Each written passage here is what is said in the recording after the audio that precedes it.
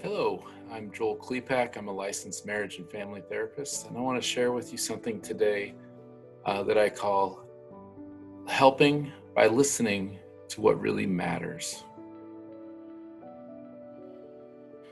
So, what I'd like to do today is to teach you a technique for getting to what really matters when you're listening to someone trying to help them.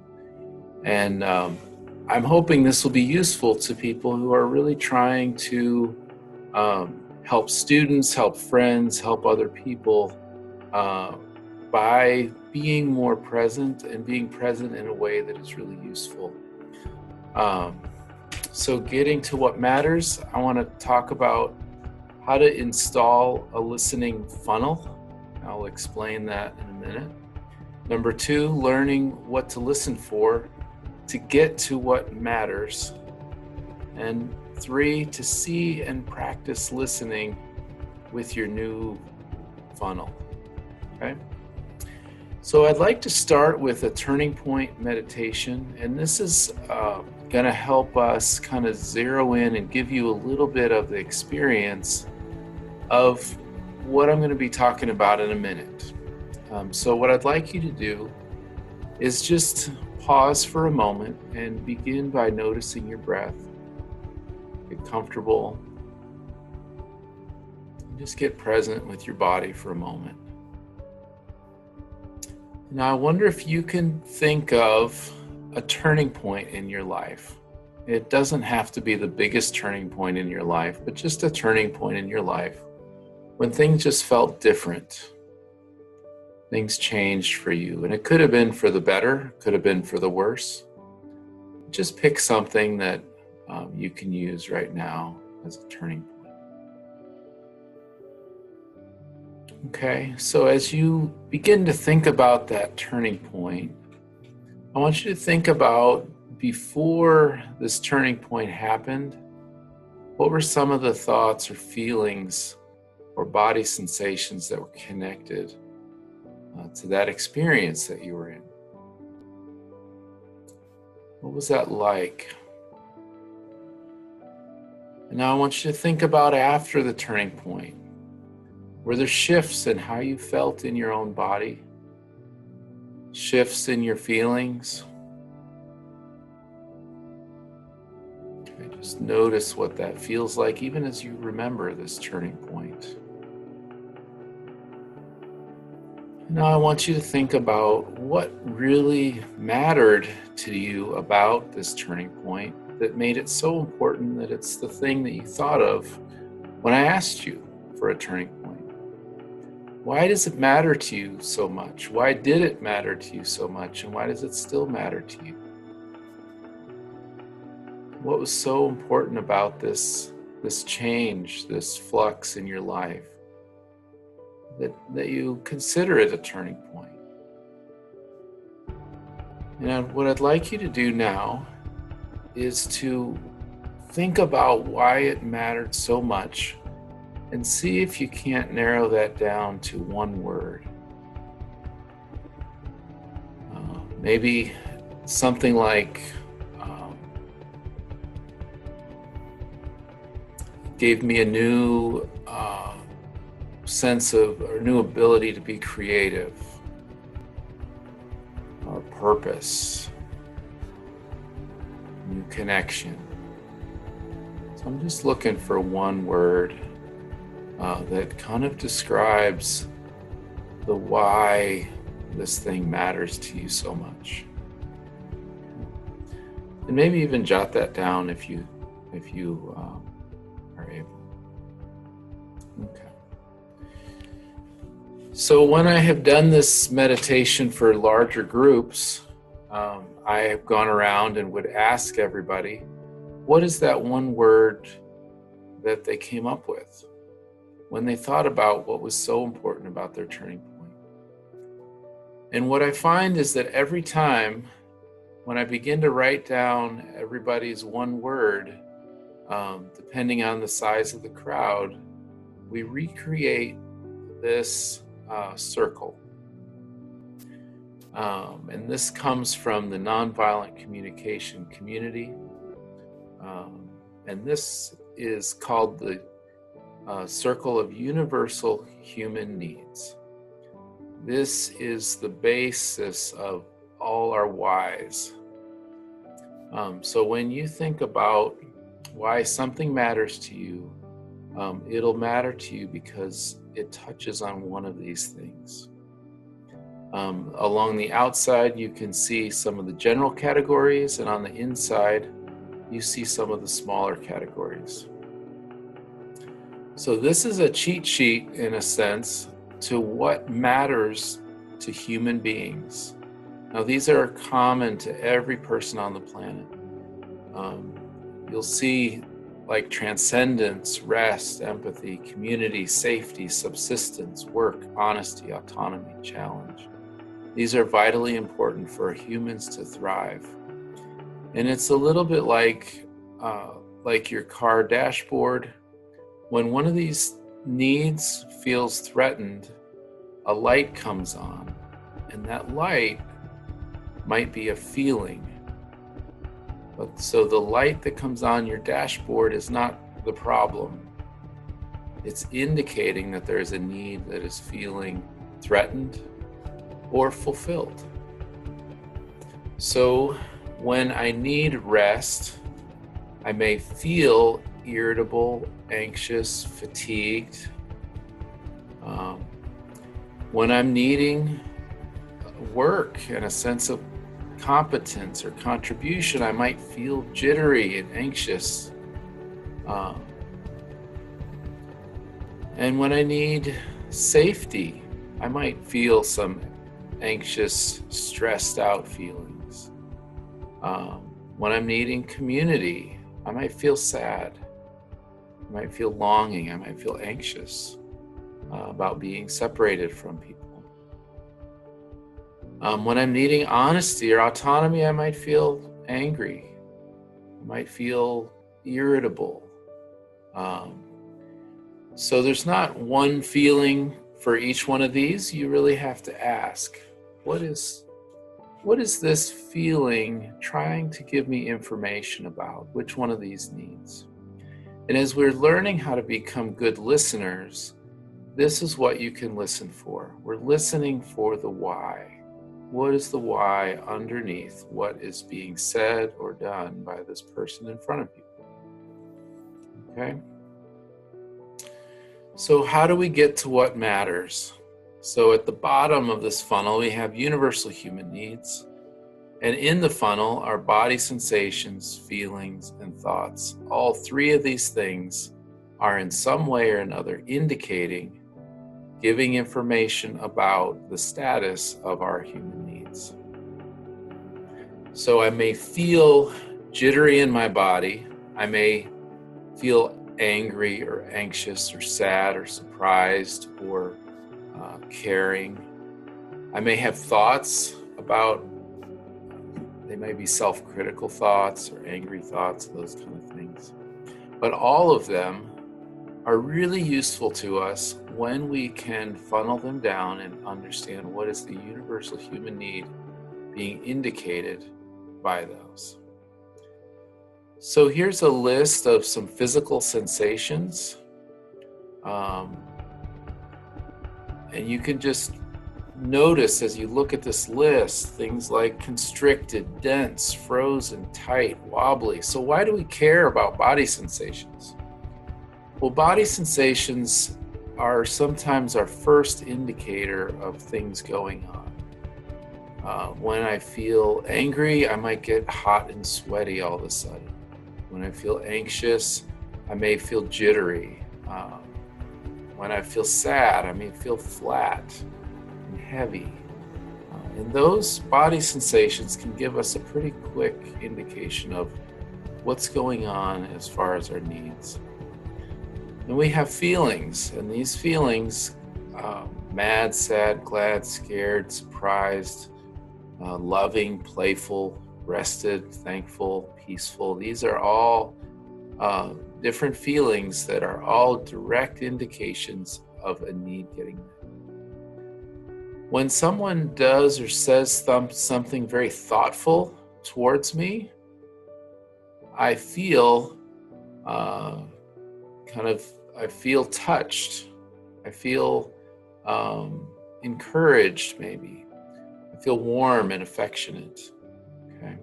So those feelings are indicating that my need for connection, for belonging, were getting met. Okay. So you just get curious about what might this feeling be indicating. So criticisms and judgments, self-criticisms and self-judgments. So this is criticisms towards other people or towards ourselves. They are most useful to us when we can figure out what is the underlying need underneath it. So it's not true or right in and of itself, but we're really trying to filter it out, funnel it down to see what is the need underneath this. I can't believe I did it again. Now, that may be indicating, I might guess, a need for competency. It might be some worry about belonging if I did something that hurt other people. What an idiot. Again, maybe it's connected to competency. You have to look at yourself or this other person or the situation and see what need makes sense. I can't believe I am so... Here's just a few examples of criticisms or judgments or things that are always going to indicate some kind of need. If I was or they were, fill in the blank, this would not happen. Maybe it's a need for safety. Maybe it's a need for peace. Maybe it's a need for connection. But you look underneath that. I should be more, they should be more. List any other character judgment is connected to some longing for a need to get met. So again, here's our funnel. We notice body sensations, feelings, and thoughts in order to funnel them down and really get in touch with what the need is underneath. So I want to give you an example of what this might look like in action. So I want you to just notice some of the things that are done or said. Now this example is done through a Zoom chat, so it would look a little different in person. And so you want to think about ways that you are looking, your posture, eye contact, those kind of things that would help the other person feel listened to. And also notice in this example, if you can see any of the body sensations, feelings, or needs being named. And as I do this, I'm really just thinking about what is it that matters to this person. So you can memorize that list of needs, but you don't really have to. All you have to do is think about what really matters. Why is this important? And then you'll get down to what are the needs. Okay, so I wonder if you could just give me kind of a 60-second, 2-minute version of what's going on that would kind of let me give an example of empathy. Sure thing. Yeah, this is something I'm really struggling with during these days. It's just, my email is just out of control. And I can barely look at my phone to just see the numbers going up. And I just get so frustrated. And the way people communicate in email, like I'll have these massive email threads back and forth, pinballing messages. I can't keep up with anything. I feel so unproductive. I'm even hesitating, like emailing anyone about anything because I don't want it to turn into some giant, long conversation that I can't keep up with anymore. I just exasperated with the state of email communication. And I just want to shut down my laptop and blow it up sometimes. Yeah, so it really feels like the way email is being relied on even more than ever, it's gotten to a state where it just feels overwhelming. And even just thinking about communicating with email just feels like, all right, I'm going to open up this new can of worms. It's going to create another 10 emails So there's just kind of some anxious overwhelm and almost frustration and some anger maybe about this, like, why does it have to be this complicated? Why does it have to be this way? Why can't we just be in person a little bit and have a normal conversation again? Why does it have to like fill up my inbox? And just maybe there's a need there for some more rest and peace and some balance that maybe you had before, and now it just feels like it's kind of gotten way out of balance. So I wonder if there's anything you'd correct or change in that. Am I getting to the heart of what's going on for you?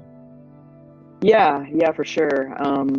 It's just, I know that this is the way of the world now, and I know that everybody's struggling with this, but it just is really impacting my ability to shut it off, and then also my ability to feel like I'm doing productive work, or I just get so behind on everything, and that's so frustrating.